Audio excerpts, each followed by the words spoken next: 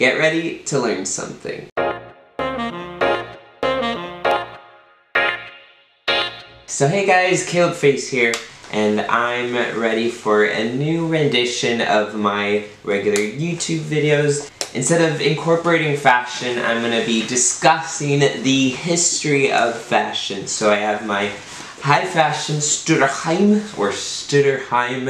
cape. So a bit of a history lesson on this high fashion cape from Stutterheim that I'll be incorporating in my history of fashion videos. Basically, this cape brings back memories from my first high fashion photo shoot in New York. I'll probably link some pictures or spread them right here or right there or wherever. But basically, this cape brings back some memories because, of course, I got to keep it. It's one of my favorites. It's more than just fashionable. It's an engineered piece of artwork. It even has pockets to put your cell phone in there, and you would think like in a cape like this stuff might fall out, but in all actuality nothing falls out. There are even some wrist straps for when you're riding a bike. You can hold onto your handlebars, and the way this cape has been constructed is it actually the rain will actually go like that and fall off of you. So you don't get it on your pants. It's actually engineered very well. So anyway, back to our fashion lesson. This week we'll be having the history of Fashion Week. For all of you who are fashion savvy, you know or have probably heard of Fashion Week at one point or another. However, for those of you who have not heard of Fashion Week whatsoever, get ready to learn something. So when you hear Fashion Week, depending on where you're located around the world, your version of Fashion Week might be different. But in the States, the most popular Fashion Week that people just know in general is New York Fashion Week. And New York Fashion Week was founded in 1943, believe it or not. During World War II, when the Nazis were kind of taking over the world and the US was kind of like, wait, what's going on? Are we gonna hop in this? What are we gonna do? Well, people weren't really feeling safe to go to Europe. So in 1943, a woman by the name of Eleanor Lambert organized a press week that year in 1943 saying, hey, you look like you're an aspiring New York designer. Hey, you look like you're an aspiring American designer. I don't like you, but you I like. Basically, Lambert got together all these upcoming designers who were showing promise and said, we're gonna do a press week. Since we can't go to Paris, we can't go to Milan, we're making it happen here in the States. And to this day, New York Fashion Week has just exploded.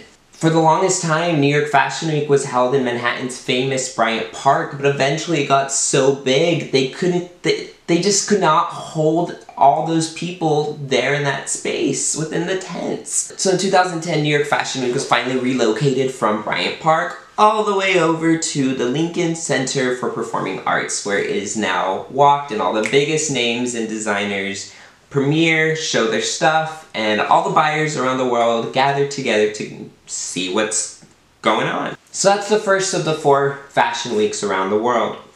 Again, that was New York Fashion Week that we just covered. Now we'll move on to London Fashion Week. If you don't know what London Fashion Week is, it's basically London's version of New York Fashion Week. Not that hard to comprehend, right? So London Fashion Week was founded in 1984. Finally, after all the wars were kind of cooling down, London figured, hey, we gotta hop on this and we gotta show the world what London's coming up with. And London Fashion Week has been and will be continuously organized by the British Fashion Council. So London Fashion Week takes place immediately following New York Fashion Week. That's the 2 of the big 4 fashion weeks. Next up, Milan Fashion Week was founded in 1958 and is organized by the National Chamber for Italian Fashion. And just like London Fashion Week follows New York Fashion Week, Milan immediately follows London Fashion Week. So you got New York, London, Milan. So compared to the more commercialized New York Fashion Week and London Fashion Week, Milan premieres Dolce & Gabbana, Versace, you name it, Prada, all of the high-end Italian designers. If you're a name in Italy, you're there. So topping off the big 4 fashion weeks of the world, you have New York, London, Milan, and last but not least, Paris Fashion Week. Organized by the French Fashion Federation, Paris Fashion Week was founded in 1973. If you're a buyer, if you're a seller, if you're anybody, you're gonna be at Paris Fashion Week.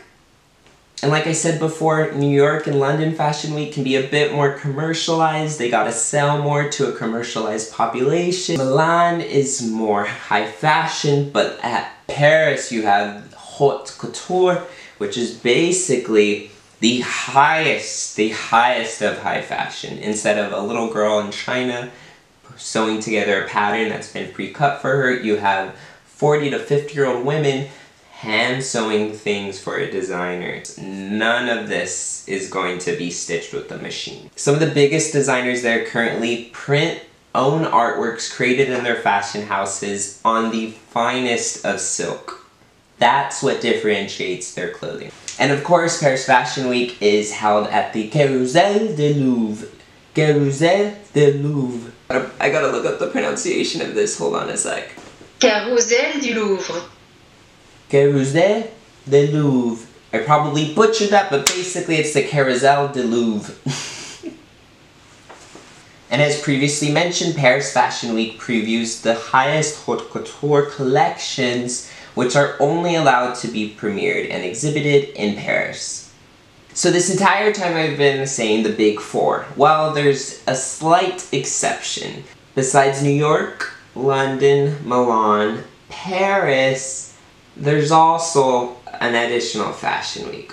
And this one is probably only accepted as part of the big four, even though it's not the big four. And this one is only accepted because it's Miami Fashion Week. So if you're anybody who's trying to make a statement with swimwear, you're gonna be at Miami Fashion Week. Miami Fashion Week was initially founded in 1989, but was discontinued in 1998. However, it was reestablished in 2005. Traditionally, Miami Fashion Week is premiered before the big four. However, sometimes it changes. But for the most part, people are going to go to Miami Fashion Week first, and then New York, London, Milan, and Paris. So for those of you who are wondering why this even matters, basically it matters because whether you think you're making a statement with your fashion or not, you still are. Designers premiere their fall and winter during spring and summer, and they premiere their spring and summer during fall and winter.